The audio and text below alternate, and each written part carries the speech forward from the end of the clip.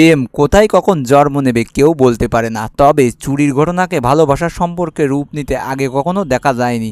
এই যেমন পটুয়াখালী শহরের একটি স্বনামধন্য স্বর্ণের দোকানে ঘটেছে এক ব্যতিক্রমী ও চাঞ্চল্যকর ঘটনা। দোকান থেকে সোনা চুরি করতে গিয়ে ধরা পড়েন এক তরুণী, তবে তাকে থানায় না দিয়ে দোকানদার উল্টে বিবাহের প্রস্তাব দেন। আশ্চর্যের বিষয়, ওই তরুণীও সেই প্রস্তাবে রাজি হন। বিষয়টি প্রকাশ্যে আসতেই এলাকায় চাঞ্চল্য ছড়িয়ে পড়ে। দোকানদার বলেন, তার আচরণ দেখে মনে হয়েছে কোনো কারণে বাধ্য হয়েই এমন কাজ করছে। ভুল মানুষেরাই করে, তাই শাস্তির বদলে তাকে নতুন জীবন দেওয়ার কথা ভেবেছি।